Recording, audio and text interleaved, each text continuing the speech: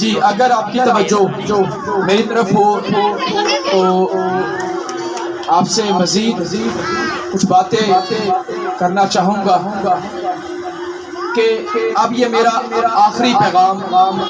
آپ سب کے لیے اور جو سننے والے ہیں ان سب کے لیے، جہاں تک میری آواز جا سکتی ہے جا رہی ہے ان سب کے لیے یہ پیغام بڑا ضروری ہے بیٹا۔ اس پیغام کو میرے بیٹوں اور بیٹیے توجہ سے سننی ہے باتوں کو۔ آخری 5 منٹ آپ کے لوں گا بیٹے، اس کے بعد ایک ایکٹ ہے اور اس کے بعد انشاءاللہ تقریب کو کلوز کریں گے بیٹا۔ تو بیٹا میں جو آپ کے ساتھ چیز بانٹنا چاہ رہا ہوں وہ یہ ہے، خود کو بدلو۔ پہلے موضوع کچھ اور تھا، آپ کے ساتھ شیئر کرنا چاہ رہا تھا، لیکن بیٹھے کھڑے کھڑے یہاں پر ذہن میں خیال آیا کہ آپ کے ساتھ کوئی ایسی بات بانٹی جائے جو آپ کے لیے فائدہ مند ہو، ملک کے لیے فائدہ مند ہو۔ تو بیٹا سب سے پہلے اپنے آپ کو بدلو، کیونکہ آپ ہی وہ ذات ہیں جو اپنے لیے مخلص ہے۔ آپ ہی وہ ہیں جو خود کو بدل سکتے ہیں، آپ ہی وہ ہیں جو اپنی تقدیر کو بدل سکتے ہیں، آپ ہی وہ ہیں جو ملک پاکستان کی خوبصورتی، ملک پاکستان کی سالمیت، ملک پاکستان کی محفوظیت، اس کو آپ سنبھال سکتے ہیں، اس کو پامال ہونے سے بچا سکتے ہیں۔ آپ ہی کیونکہ آپ نے ہی قوم کے معمار بننا ہے، آپ نے ہی اس ملک کو آگے لے کر چلنا ہے، آپ نے ہی اس ملک کی حفاظت کرنی ہے۔ بیٹا ہم رونا روتے ہیں، جو میں بات کرنا چاہ رہا ہوں توجہ سنو بیٹا، ہم رونا روتے ہیں کہ فلاں ٹھیک نہیں، فلاں اچھا نہیں، فلاں حکمران نے یہ نہیں کیا، فلاں نے وہ نہیں کیا، ہمارے محلے کے فلاں میں نے یہ نہیں کیا، ہم نے وہ نہیں کیا، فلاں نے وہ نہیں کیا۔ بھائی آپ نے کیا کیا ہے کبھی سوچا؟ ہم یہ سوچ لیتے ہیں کہ فلاں یہ کر رہا ہے، یہ تو ملک کے فائدے کے لیے نہیں ہے۔ اور بھئی جو ملک کے فائدے کے لیے ہے وہ آپ کر رہے ہیں، آپ نے کبھی کیا؟ آپ نے کبھی سوچا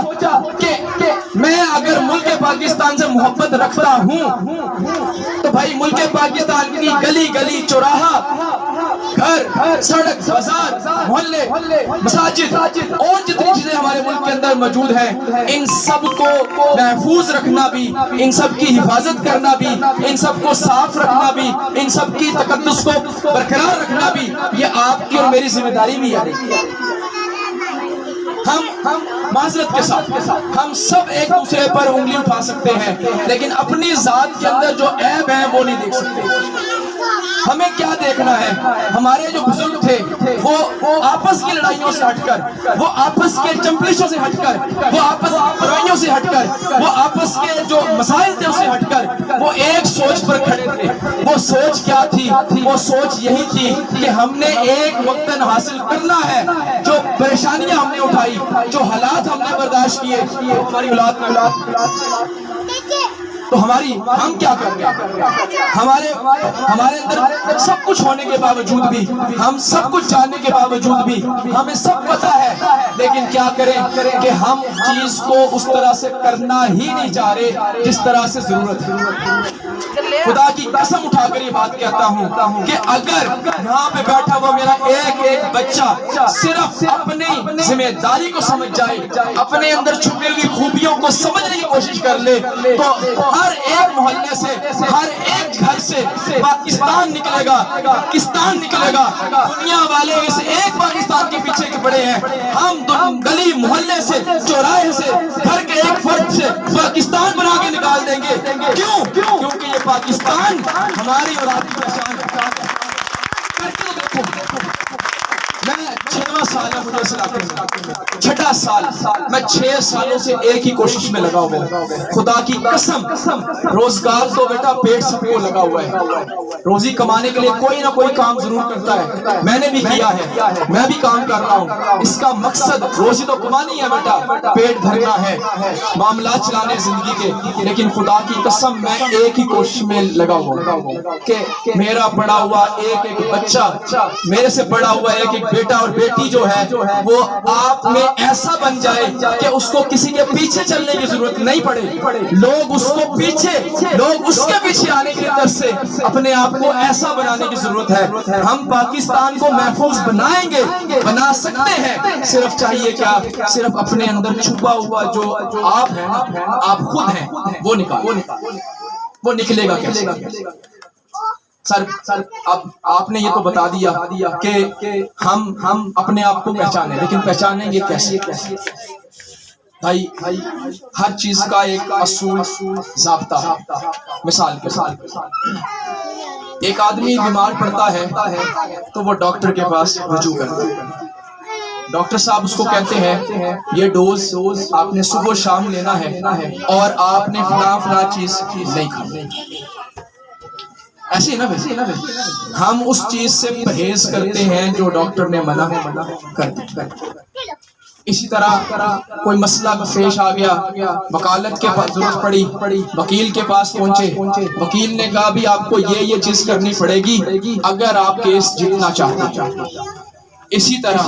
میرے پیارے بیٹوں اور بیٹیوں، میں زیادہ کچھ نہیں جانتا، میں صرف اتنی بات جانتا ہوں کہ جس بھی بندے کو اپنی ذات پہچاننی ہے نا، سب سے پہلے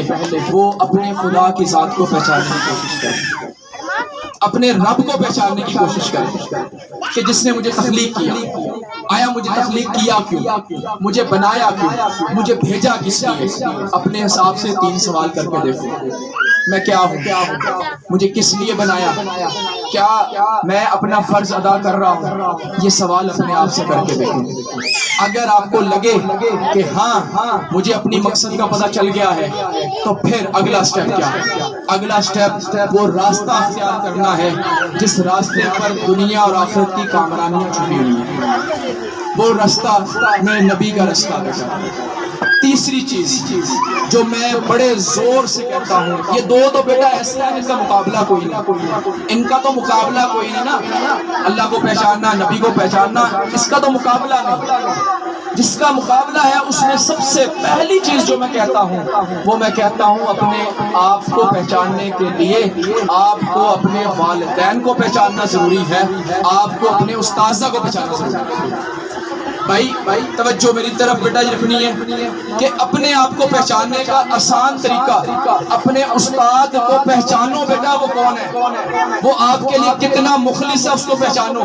وہ آپ کے لیے کیا چاہتا ہے اس کو پہچانو، وہ آپ کو کیا بنانا چاہتا ہے اس کے لیے پہچانو بیٹا، اسے استاد کو پہچانو۔ خدارا یقین جانو میں کچھ نہیں جانتا، نہ میرے پاس علم کے انبار ہیں، نہ میں بہت زیادہ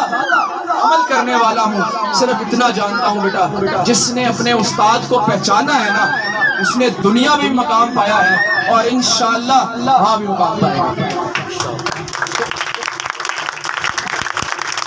تو بیٹا آخری میرا پیغام میرے تمام بچوں بچیوں کے لیے، میرے بیٹوں بیٹیوں کے لیے کہ میرا بیٹا یقین مانے استاد بڑے ملیں گے آپ کو، بہت استاد ملیں گے، استاد مل جائیں گے آپ کو، میں نہیں کہہ رہا کہ ملتے نہیں ہیں، استاد بے تحاشا استاد، اچھے سے اچھا استاد مل جاتا ہے، بہترین قسم کے استاد مل جاتے ہیں، پروفیشنل استاد مل جاتے ہیں، ماہرانہ استاد مل جاتے ہیں، جو اپنے سبجیکٹ میں پی ایچ ڈیز کی ہوتی ہیں وہ مل جاتے ہیں۔ لیکن میری بات ایک ہمیشہ یاد رکھنا، استاد کی صورت میں اگر باپ مل جائے نا تو کبھی پیچھا نہ چھوڑنا، کبھی اس استاد کو نہ چھوڑنا، یقین جانو استاد کو نہ چھوڑنا، اس استاد کو نہ چھوڑنا، کیونکہ اس استاد میں جو آپ کے لیے درد ہے نا وہ کوئی بھی نہیں رکھ سکتا۔ تمام استاد کی خواہش ہوتی ہے میرا طالب علم آگے بڑھے، ہر استاد چاہتا ہے میرا نام بنے، میری شہرت ہو، لیکن چند استاد ہیں جو چاہتے ہیں میرا طالب علم بنے، میرا طالب علم ایک انسان بنے، میرا طالب علم ایک مقام حاصل کرے اور ایسا مقام حاصل کرے جو اپنی خوبیوں کی مقدار پر ہو، جس کی انحصار اس کی خوبیاں ہوں۔ تو بیٹا میں یہاں پہ صرف آپ کو یہ کہنا چاہ رہا ہوں کہ بیٹا جو بھی آپ کے جتنے بھی استاذ ہیں سب کا احترام کریں بیٹا، سب کی عزت کریں،